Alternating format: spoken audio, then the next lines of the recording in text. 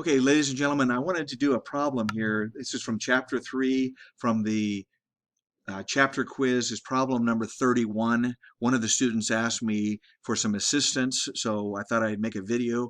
I think it's a good problem because it kind of gives us a little bit of supplementary material that is a little bit beyond the scope of this class, but it's something that you would have covered in Math 11 or Math 35 if you took those classes. So it's a good review, and I think hopefully it will be of some interest to you. Okay, so here's the problem, number 31. You got the exam scores. You got some scores on some exam. This is a frequency distribution because we have boundaries over here. Now, as you can see, we don't know the exact scores for these people. You had 8 of them that was between here and here. We had 10 of them between here and here and so forth. So we're going to have to do a slightly different technique than perhaps what you've done before. And what they want you to do is construct a percentile graph, find some values that correspond to the various percentiles, and then go the other direction, find the percentiles that correspond to certain values. Okay, so that's the problem. I'll let you read that for yourself. Okay, so here's my solution, which I'm not going to post. I don't like to post handwritten stuff because then it affects my accessibility score for Canvas. It's a long story. If you want it, just send me an email and I'll email this handwritten solution to you. Okay, so here's the problem. I just cut it out and pasted it on there. Okay, so we're given certain data. We use this to create the table, and it's very similar to what we saw in example 3-29. So let me bounce over to 3-29. Here's 3-29.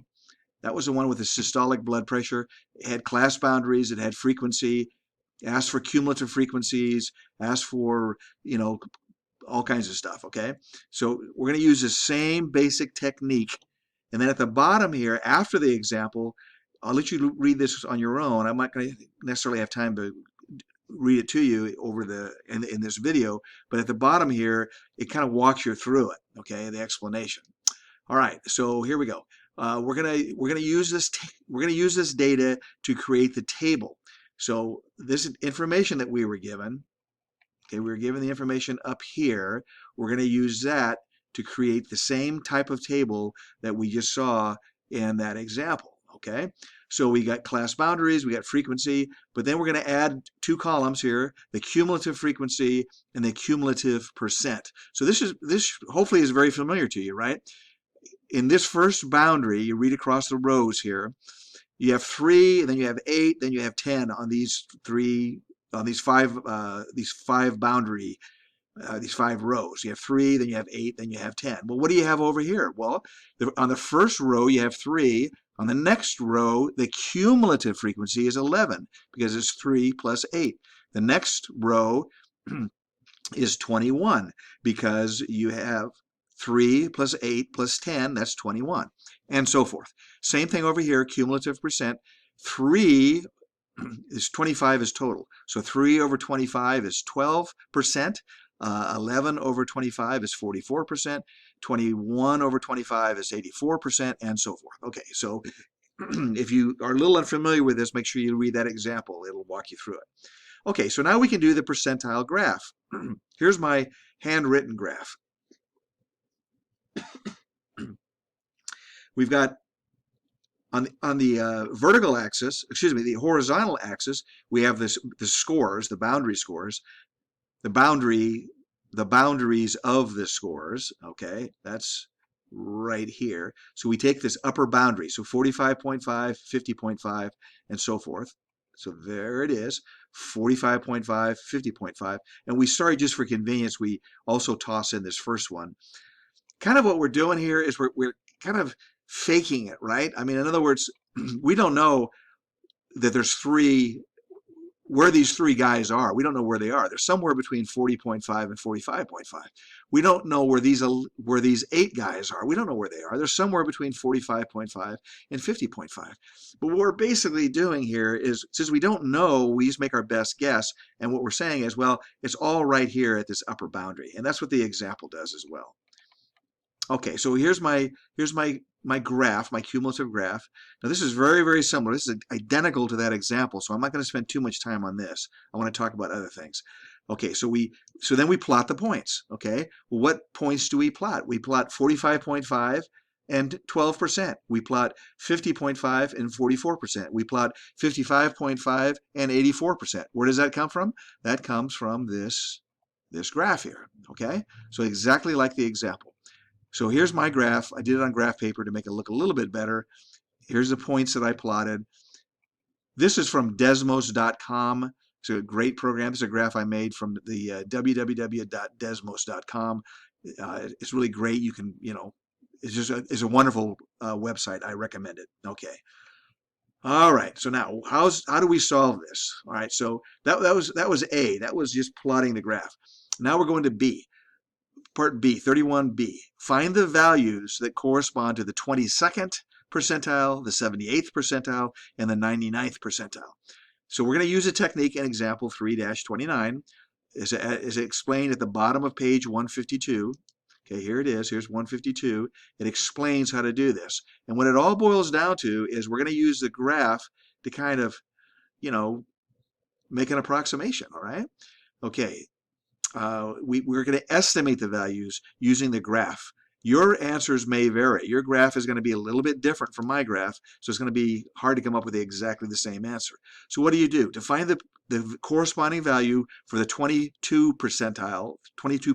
percentile, you go to that 22% on the vertical axis, you draw a line over to the graph, and then you go down to the horizontal axis and you find the corresponding value, exactly like in the example. So let me try to do it here. It's not easy bouncing around here. Okay, so here we go. So 22 is about right here. You go over here like this, go right to here, and then you come down. And then whatever that corresponding value is, that's the answer you're looking for.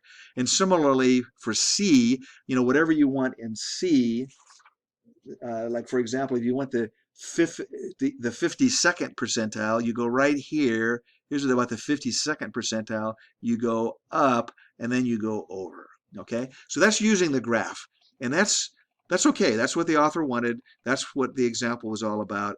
So that's okay, and that's what you did. That's fine. I have a suspicion, though, looking at the homework, a lot of you folks didn't really do that. You just looked at the answer in the back of the book because you just wrote down the answer. Well, that's never satisfactory, right, guys? Because this homework is for your benefit. It's not for me. I've already passed this class. So do it for your own benefit and make sure you do it, okay? All right, so that's 50, I'm sorry, that's 31B right here. You just use the graph. And then C, same concept. We're going to use the percentiles. We want to find the percentiles of these various values, so 52, 43, and 64. So we, like I just told you, bouncing up here real quick. So we go here, like I'll use this one for example. So like this is, there's 5 in between here, right? 1, 2, 3, 4, 5. So 52 would be right here. You go up, you correspond to this, and then you go across. Okay. All right, so that's easy enough, and I hope that helps you understand that. But now this isn't very satisfactory, right? In real life, a lot of times you need a really good answer. Now, sometimes all you need is an approximation. But let me give you the enhanced technique. This is my enhanced technique. Okay, so here's the explanation. You can pause this to read it carefully. You do the exact same thing for part C. All right, so now let's get the enhanced technique. This graphing technique is okay. It gives you an approximate values, gives you something to look at, but it's not really satisfactory if you need a more accurate answer. So how do we get a better answer?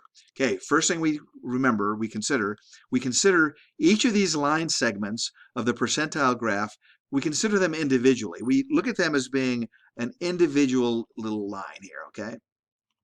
Okay, so here's a line segment. Here's a line segment, here's a line segment, and so forth. So we're going to consider each one of those individually. And then the second thing we're going to do,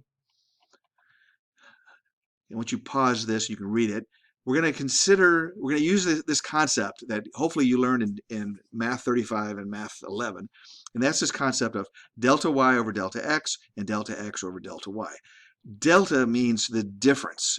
Delta is just a very, very common math symbol, and it means the difference in something. So it's the difference in y over the difference in x, and similarly the difference in x over the difference in y.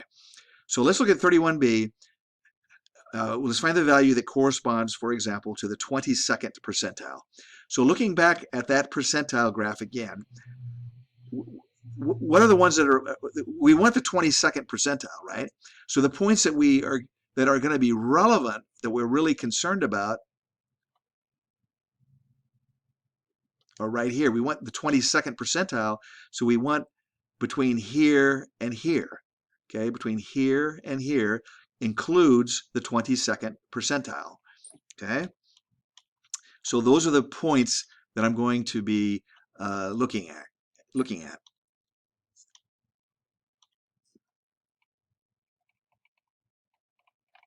Sorry, I'm making you dizzy here. Okay, so those are the points that we're going to be looking at. That's going to be the 45.5. This is the x-axis, this is the x value, this is the y value. So 45.5, comma 12. So this is the score, or the score boundary, and this is the percentile. And then we're going to go between here and here. Those are the one. That's the line segment that we're concerned about. So what we want is the score that corresponds to the 22nd percentile. Well, the 22nd percentile is between 12 and 44, right? 22 is between 12 and 44. So that's the value that we're going to be looking for. Let me say that a little more clearly. The y value is between, it's 22, so we look at this point and we look at this point, and we're looking for the corresponding score that's between 45.5 and 50.5. How do we do that? Okay. All right, so I'll let you read this. Okay, let's see. We know the values for the 12th percentile and the 44th percentile. Here and here, that was given to us, so we figured it out actually on our table. Our desired score is therefore going to be between 45.5 and 50.5. Okay, so here's a close-up of the graph. It's not to scale, not to scale. So here's the 45.5 comma 12. Here's the 50.5 comma 44, between here and here. So what we want is somewhere between here and here, between here and here. That's the guy we want, and that corresponds to the percentile of 22. So 22 is between here, between 12 and 44. It's like right here somewhere. So it's going to come over here, and we come down. But how can we calculate that a little more analytically instead of just drawing a cartoon? Okay, so we're going to use this concept of delta y over delta x and delta x over delta y. Okay, you know what? I'm almost out of time on this, so let me stop this video. Then I'll create another video, and it should be only 2 videos that I need to do. So that's the end of this video.